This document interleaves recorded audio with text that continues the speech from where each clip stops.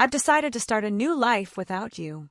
The words lingered in the air of the upscale restaurant where we had gathered to celebrate my daughter's college graduation. Gregory, my husband of 28 years, stood with his champagne glass still raised, his announcement replacing the toast he was meant to give to Amelia's achievements. The clinking of silverware stopped. Conversations died mid-sentence. 50 pairs of eyes shifted between Gregory and me, waiting for a reaction. Tears, yelling, a dramatic exit. Instead, I smiled. "Congratulations on your honesty. My name is Bianca Caldwell. I am 54 years old, and until this moment, I have been performing the role of devoted wife and mother flawlessly. I put my career aspirations on hold to support Gregory through 3 business ventures, 2 career changes, and countless finding himself phases.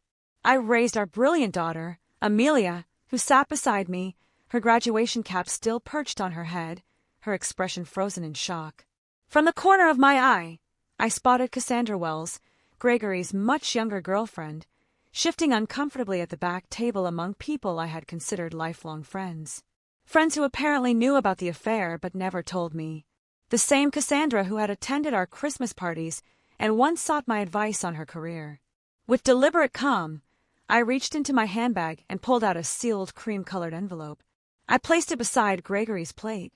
"What's this?" he asked, his triumphant expression faltering. "Something for you to read later," I said, my voice steady. I turned to Amelia, whose face had gone pale, and kissed her cheek. "I am so proud of you, sweetheart. Today is still about your achievement." Then I stood, smoothed my dress, and addressed our stunned guests. "Please enjoy your meal. I wish you all a wonderful afternoon." With that, I walked out of the restaurant, head held high, feeling 50 pairs of eyes following me. The heavy door swung shut behind me, cutting off the rising murmurs inside. Outside, the Augusta summer heat hit me like a wall, but I welcomed it. For the first time in years, I could breathe freely. Behind me, the restaurant door opened and slammed shut, followed by Gregory's voice, no longer confident but high-pitched and frantic. "Bianca, what the hell is this? What have you done?" I kept walking, allowing myself a small smile. The envelope I'd handed him contained the start of my revenge, carefully planned for months. I had always been the practical one in our marriage. While Gregory dreamed big and took risks, I maintained the stability our family needed. I saved for Amelia's education, while Gregory invested poorly in a friend's restaurant. I worked extra hours as a finance manager at Trevena Corporation when his midlife crisis made him quit a stable position to follow a short-lived passion for selling handcrafted furniture, which lasted roughly 6 months before boredom set in. My own dreams of opening a financial consultancy for women were always on hold after Amelia graduates, after Gregory finds stability. 3 months ago, I noticed discrepancies in our joint accounts, small transfers to an unfamiliar account. After 20 years managing our family finances, these irregularities stood out immediately. I could have confronted Gregory, but something stopped me. Intuition, perhaps, or the growing distance between us over the past year. Instead, I began quietly investigating. What I discovered was far worse than I had imagined. Gregory had been methodically moving money into a separate account for over a year. He had also been taking Cassandra to high-end restaurants, buying jewelry, and browsing beachfront properties, all while telling me we needed to be careful with spending for retirement. Then I stumbled upon the text messages when Gregory left his phone unlocked. Messages about their new life together, messages about him finally breaking free, messages about their plans for the day after Amelia's graduation, the very day he had chosen to make his grand exit from our marriage. What Gregory had failed to realize, or perhaps never fully understood, was that I had spent 30 years as a financial professional. I knew how money moved, how to trace assets. Most importantly, I remembered the prenuptial agreement we had signed 28 years ago, back when I had more family wealth than he did.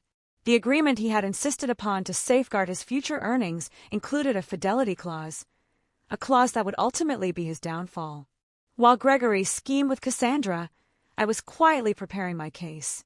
I consulted attorneys, documented every secret transfer, gathered proof of the affair, and prepared the divorce papers. I timed everything carefully, knowing Gregory intended to wait until after Amelia's graduation to avoid overshadowing her special day. What he didn't anticipate was that I would have the papers ready that very morning, though safely filed in court records, still inaccessible to him. I didn't return to the restaurant. I drove home instead, a spacious colonial in Augusta's historic district we had bought 15 years ago, the house Gregory had already promised to Cassandra in messages he thought I hadn't seen. I parked, walked calmly into our shared space of over a decade. Everything appeared unchanged. Family photos, my father's antique grandfather clock, the worn leather couch where we had once envisioned our future. Yet everything had shifted. Upstairs, I opened the master bedroom closet. Gregory's clothing was packed neatly in suitcases at the back, ready for his planned departure. I smiled at his predictability, meticulous about clothing, careless about the crucial things. My phone buzzed endlessly with messages from friends at the restaurant, from Amelia, even from Gregory's sister Diana, who had flown in for the graduation. I replied only to my daughter, "I'm okay. This isn't your burden to carry. Enjoy your graduation day. We'll talk tonight. I love you." I had shielded Amelia from the truth for months, unwilling to overshadow her final semester with family turmoil. She would be upset at first, but eventually she would understand. Amelia had inherited my practicality alongside her father's charisma, a combination that had guided her to graduate with honors. 3 hours later, Gregory's car pulled into the driveway. The front door slammed open. "Bianca!" he shouted, his voice echoing through the house. "Where are you?" I was in the living room, calmly reviewing documents on my laptop. I closed it as he stormed in, face red, the envelope clutched in his hand. "What is the meaning of this?" he demanded, waving the papers. "You served me with divorce papers today of all days." "I thought it aligned nicely with your plans," I replied calmly. "You wanted to start a new life. I'm simply facilitating the transition. You had no right to do this." "I had every right," I said steadily. "Just as you had every right to choose Cassandra. We all make choices, Gregory." "The prenup expired years ago," he said smugly. "Any lawyer will tell you that." I allowed myself a small smile. Actually, it didn't. Section 12 specifically states the fidelity clause remains in effect for the duration of the marriage. Your lawyer should have explained this to you. "Oh, wait, you didn't consult one, did you?" His face went pale as reality hit. The prenup he had insisted on to protect his future assets was now going to cost him everything. The house, the Savannah vacation property, his share of our retirement funds. The grand announcement he had planned at the restaurant had just turned into the most expensive moment of his life. "You can't do this to me," Gregory said, sinking onto the couch. "We built this life together, and you chose to end it." I replied calmly, though not how he expected. His phone buzzed repeatedly in his pocket. He glanced at it, then ignored it, Cassandra, no doubt, wondering why he wasn't following their carefully laid plan. "You've always been calculating, Bianca." "But this is cold," he said, trying a different angle. "What about our history? 28 years together mean nothing." I studied him, the man I had loved for nearly 30 years, the one who had held my hand through 2 miscarriages before we had Amelia, who had surprised me with a trip to Charleston for our 10th anniversary. When had he changed? Or had he always been like this, and I had been too devoted to notice? "Our history means everything to me," I said honestly. "That's why your betrayal cuts so deeply." His expression softened for a moment, sensing a possible opening. "Then maybe we can fix this. I made a mistake. Everyone makes mistakes. This wasn't a mistake, Gregory. This was a carefully planned scheme over more than a year. You systematically moved our money, looked at property with her, and intended to announce our separation publicly to humiliate me." His face hardened again. "You're exaggerating." "Am I?" I picked up my phone and played the recording. "After the graduation, I'll tell her it's over. Public setting is better. She won't make a scene in front of everyone," he had said. Then Cassandra's voice. "And she has no idea about the money." Gregory again, "None. Bianca trusts me completely. That's her weakness." His face drained of color. "You recorded our conversations. Not illegal in Georgia when one party consents," I said. "And these were not private moments with Cassandra. I didn't record anything personal, only your plans to defraud me." Gregory jumped to his feet, agitated. "I need to make some calls." "Of course," I said. "Your attorney might be a good start. I'll be staying at Diana's tonight." "Diana," he stammered. "My sister's house. I confirmed. She's quite upset with you, actually. She was the first to see you and Cassandra together last Christmas. She didn't tell me at first. She confronted you first. You assured her it was nothing, that you'd end it. When she realized you hadn't, she came to me. Another blow he hadn't expected. Diana and I had always been close, but Gregory never imagined his own sister would take my side. Everyone's betraying me, he muttered. Ironic, isn't it? I said, gathering my purse and a small overnight bag I had packed. You have until tomorrow evening to remove your things from the house. After that, the locks will be changed. As I headed for the door, Gregory called after me, desperation in his voice. What about Amelia? Have you thought how this affects her? I paused, anger finally breaking through my calm demeanor. Don't you dare use our daughter as a shield, Gregory.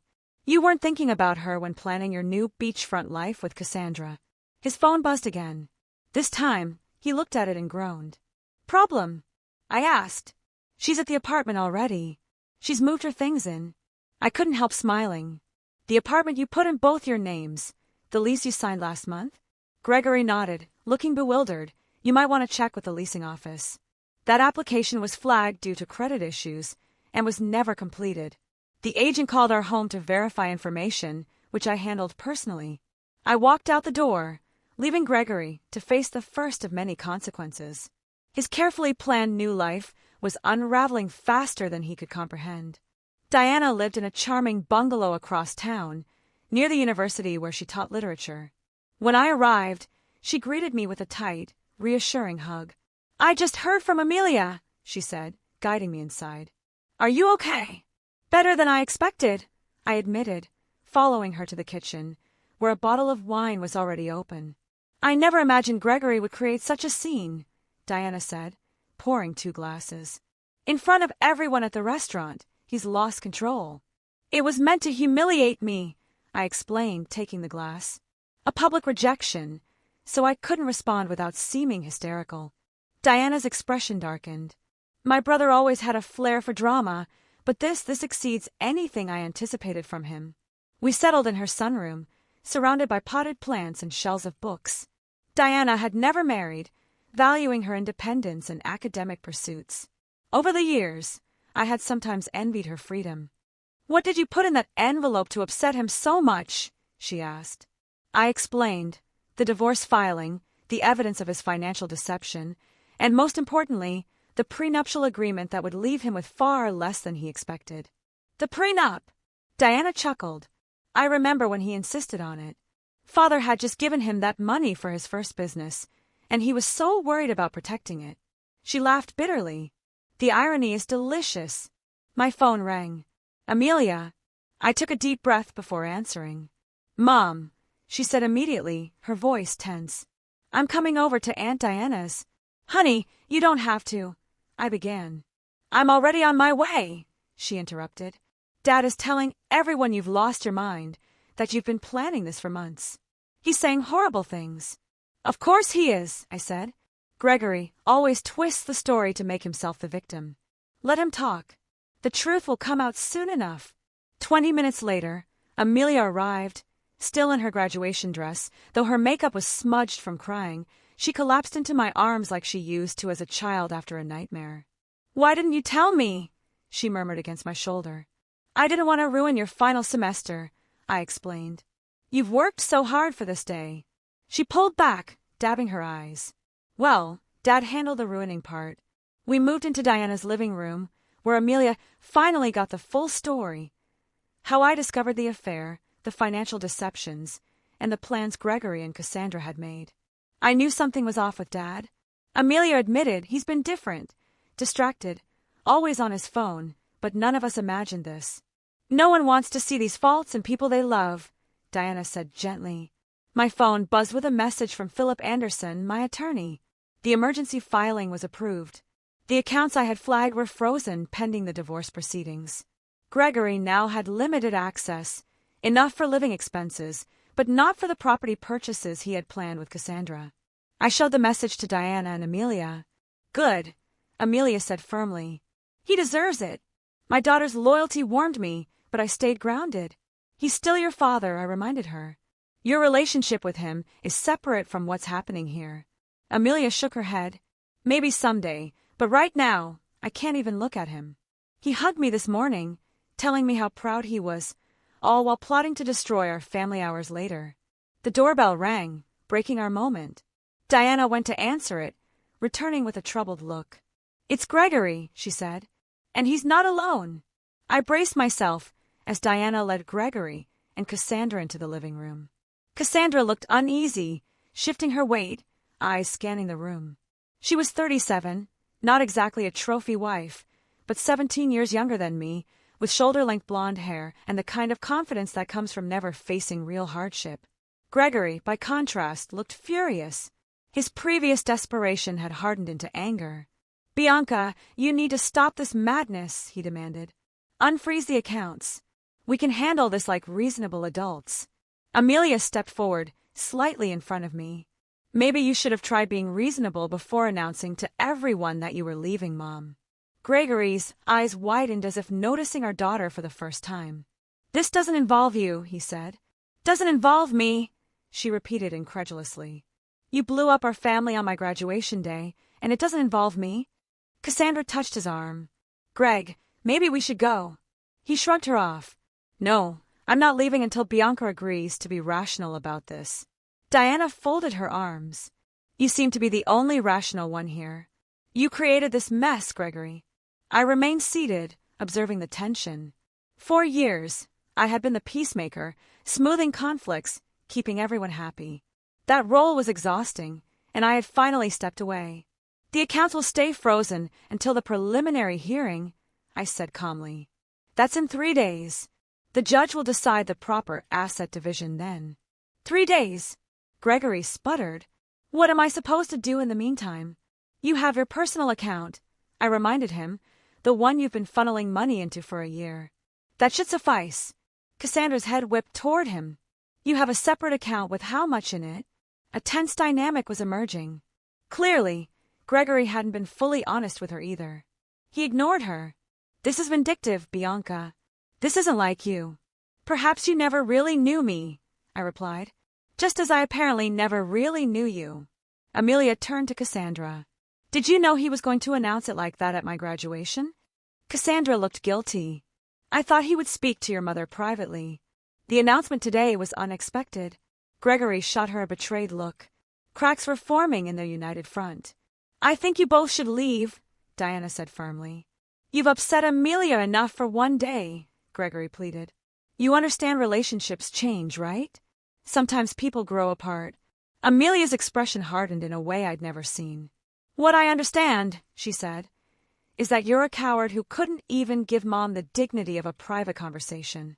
What I understood was that you were taking from our family while I worked 2 jobs just to cover my textbooks because you claimed money was tight. That's not how it happened, Gregory said. It is exactly how it happened, Amelia interrupted him. Please leave, Dad. I can't face you right now. The silence that followed was suffocating. Eventually, Gregory turned to leave, Cassandra quietly following. At the door, he paused and glanced back at me. This isn't over, Bianca. I'll fight you on this. I met his gaze steadily. You're welcome to try. Once they left, Amelia sank beside me on the sofa, tears streaming. I've never spoken to Dad like that, she whispered. I wrapped my arm around her shoulders. Standing up for what's right can be painful, I said. Diana brought us fresh glasses of wine. To new beginnings, she toasted. Indeed, I thought. This ending was the start of something new. The preliminary hearing occurred on a rainy Tuesday morning in a small courtroom. I arrived with my attorney, Philip, while Gregory had hastily retained a young associate from a corporate law firm, inexperienced in family matters. His rushed choice of representation was yet another consequence of poor planning. The judge, an older woman with sharp eyes and little patience for theatrics, carefully reviewed the prenuptial agreement. This document appears to be in order, she said, peering over her reading glasses at Gregory's attorney. Do you contest its validity? Clearing his throat, the young lawyer replied, Your Honor, we believe the agreement has expired due to the time elapsed. Section 18 specifies the duration as the term of the marriage, plus any legal proceedings arising from its dissolution. The judge read aloud. No expiration date is indicated. Gregory leaned forward, whispering urgently to his lawyer, who grew increasingly uneasy. The evidence of systematic fund transfers seems to violate the financial disclosure requirements under Section 23. The judge continued, shuffling through papers. I am ruling to maintain the freeze on joint accounts pending full financial discovery. Mr. Caldwell's personal account will remain accessible to him. The family home will stay with Mrs. Caldwell during proceedings, in accordance with the prenuptial agreement's infidelity clause. Gregory's face darkened. This is outrageous, he muttered, loud enough for me to hear. The judge fixed him with a sharp stare. Mr. Caldwell, I suggest you review the agreement you signed. This court will reconvene in 30 days for the full hearing after discovery is complete. As we left the courtroom, Gregory caught up to me in the hallway. Bianca, please. Let's discuss this reasonably. 28 years together has to mean something. It meant everything, I replied, until you decided it didn't. I walked away, leaving him alone in the courthouse corridor, the weight of his choices sinking in. Word spread quickly through our social circle. Friends called daily, some offering support, others seeking gossip. I kept my response simple. Gregory and I are separating. These things happen. Meanwhile, Gregory's carefully maintained image of a successful businessman and devoted family man began to crumble. The financial freeze prevented him from fulfilling promises to Cassandra. Their planned beachfront property purchase fell through, and the luxury car deposit had to be canceled. 2 weeks after the hearing, Diana called, her voice tinged with amusement. Have you heard the latest? Cassandra moved out. Already? I wasn't surprised, but the speed was striking. She had discovered Gregory's business wasn't as prosperous as he claimed. The savings he boasted of didn't exist. Cassandra told her friend Jennifer she wasn't dating a man with financial problems. I couldn't help but laugh. He had always excelled at creating illusions. Meanwhile, I was rebuilding. The financial independence I had maintained separately gave me freedom Gregory hadn't anticipated. I rented a small downtown office and began setting up the consultancy I had long dreamed about. My first clients were 2 women navigating their own divorces. Word of mouth continued to bring in clients. I focused on helping women navigate their finances during major life transitions, divorces, widowhood, career changes. The work was immediately rewarding in a way my corporate job never had been. Amelia, who had taken a position with a marketing firm in Charleston, called me frequently. I'm so proud of you, Mom, she said after I shared news of my growing client list. You're helping people through their toughest moments. I told her, I'm just doing what I wish someone had done for me, preparing women for whatever life might throw at them. Experiencing the value of my expertise rather than just caregiving was both new and empowering. The final divorce hearing coincided with what would have been our 29th anniversary, a symbolic close to nearly 3 decades of my life. Gregory appeared worn and defeated. Later, I learned his business had suffered without my financial guidance. Cassandra was long gone, already involved with a real estate developer from Savannah.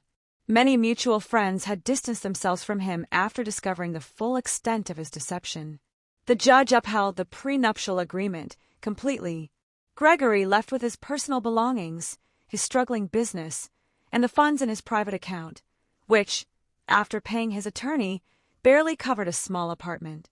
I retained our home, my retirement savings, and 70% of our joint investments, exactly as the prenuptial agreement specified in cases of infidelity. Justice had a certain poetry to it. The very document he insisted on for protection became his undoing. As we exited the courtroom, Gregory approached me one last time. I made a terrible mistake, he said quietly. Is there any chance we could? I interrupted gently but firmly. No. That door is closed. I understand, he replied, and for the first time in years I believed him. I hope you find happiness, Bianca. You deserve it. Perhaps the first honest words he had spoken to me in a long time. 6 months later, my consultancy, Caldwell Financial Transitions, was flourishing. I had moved to a larger office and hired 2 associates. My focus remained on helping women secure their financial futures, especially through major life changes. Amelia visited often, proud of what I had built. You know what's ironic, she said one day. If Dad had just been honest from the start, He might have kept half of everything. I replied, sometimes people can't see beyond what they want in the moment. The woman who had once defined herself as Gregory's wife and Amelia's mother had discovered a new identity: mentor, business owner, and advocate. The envelope I had handed Gregory at the restaurant had been more than an escape plan. It had opened a door I never knew existed. Behind it, I found not just revenge, but reinvention. In securing my financial future, I had also reclaimed something far more valuable: myself.